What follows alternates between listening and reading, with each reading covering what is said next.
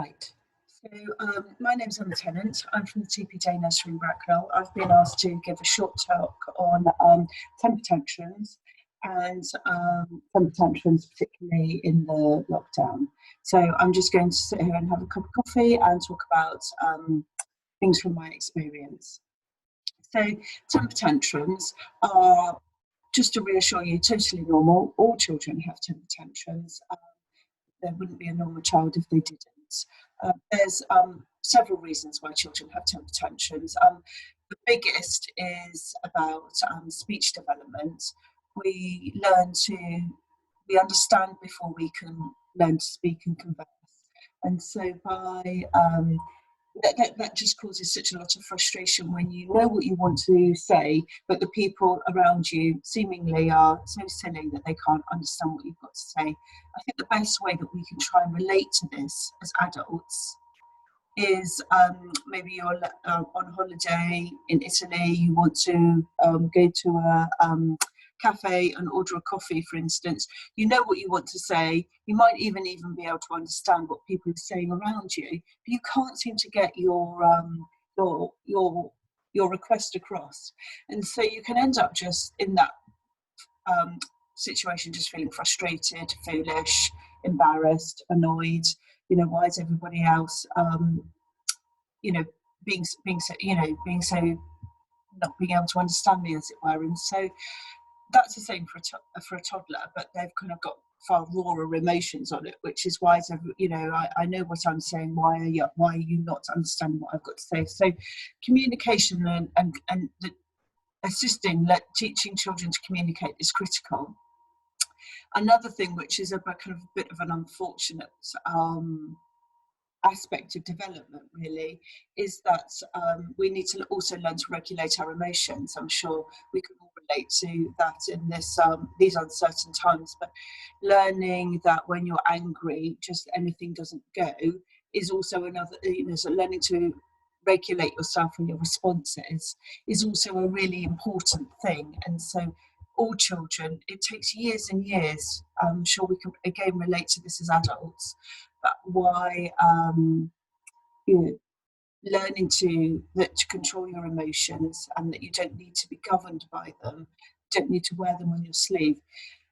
That affects us as adults, but really for that to become really quite meaningful, children haven't really learned to regulate their emotions until they're really kind of moving into school and really way beyond that. I'm a mother of teenagers, and I would say that there's some emotion regulation issues, particularly during this time of lockdown, when they want to be out and not with their parents. So,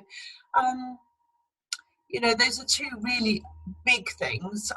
Change, which is obviously also relevant, during this time. Inconsistency of routine is also important.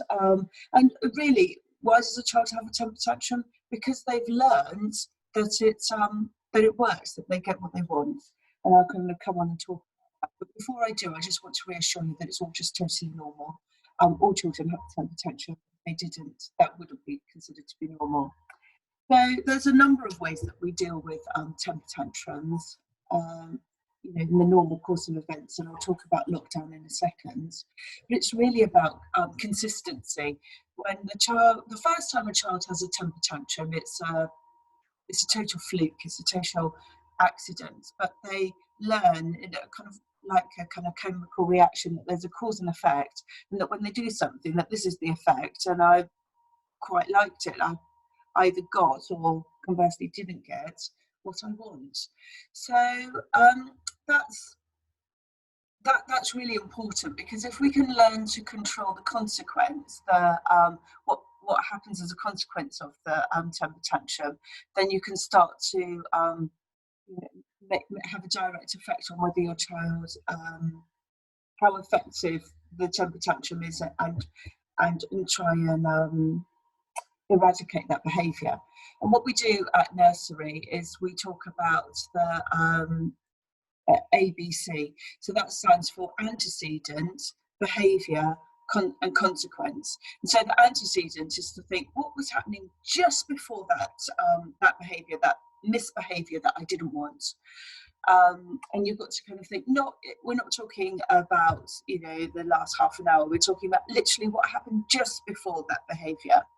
You think about the behaviour. What was it about the behaviour that I didn't like? And then what was the consequence? And you have to be really honest with yourself about that. So did you think that you ignored it, but really you did? Or, did you give the child attention? Did they gain something from you? Because sometimes it could be that the child wants something, doesn't get it, but if they kind of kick off, for want of a better word, they end up getting your attention, which is also what they wanted. So children are really, really wily, really, really clever, and so they will learn that if they do something, that they will get that there will be a consequence that they wanted. And it could be that they were getting no attention and they end up getting your attention. You might be cross, but you have still got your attention.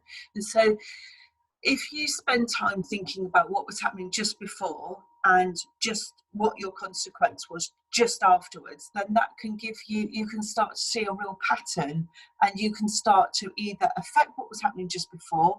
We've talked about distraction already, or you can change the consequence.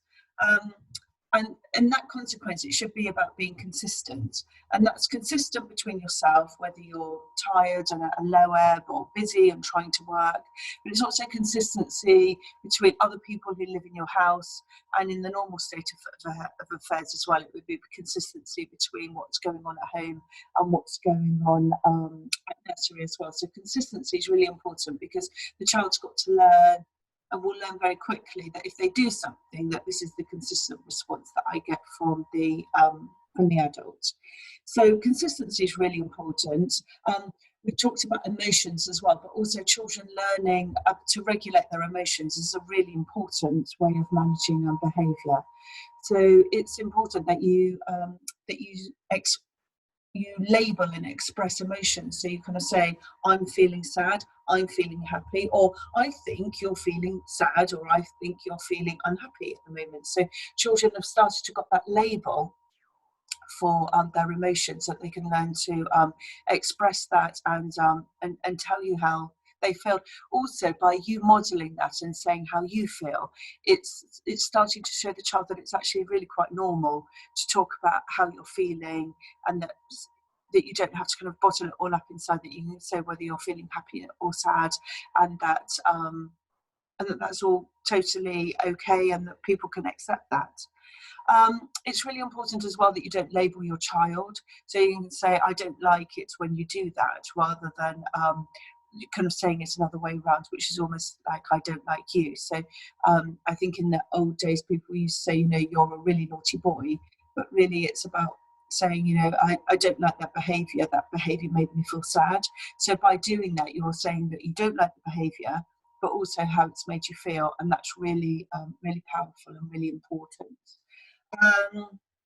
It's also another little tip can be about keeping your instructions simple, so not giving multiple instructions during one sentence.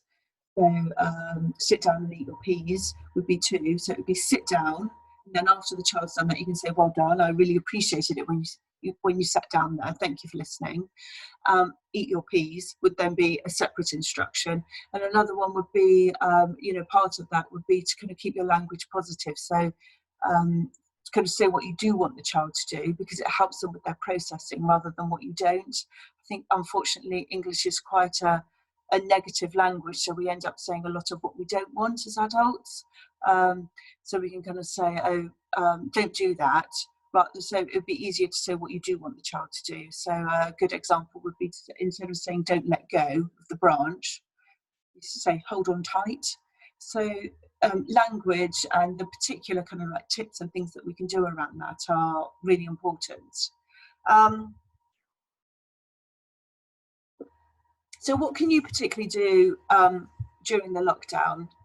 And I would say the couple of tips here would be, keep to your routine. Routine's so important. Children can't tell the time, but they can order and make sense and have safety and security in their day by a consistent routine. So as much as you possibly can, do that. And I was listening to a psychiatrist talk to teenagers earlier in the week, and he was saying that for them, don't be lying in bed, stick to your routine, go to bed at a set time, get up at a set time, have meals at a set time. And that's really important. And I think we know that as adults, as parents, we have a book, bath and bed, for instance, and it's really important that during this time of kind of like free fall, seemingly, that we give our children that structure. So that's really, really important. I would say also, secondly, pick your battles. Not everything needs to be tackled. Maybe tackle one behaviour at a time. With really consistent management, it usually takes a couple of weeks to really extinguish that behaviour. I would also say, we're all feeling really up against it, and having to work in a totally different way to the way that we would do normally. Me giving this talk, for instance, it's taken me quite a lot of time to work out the technicalities and how to do this.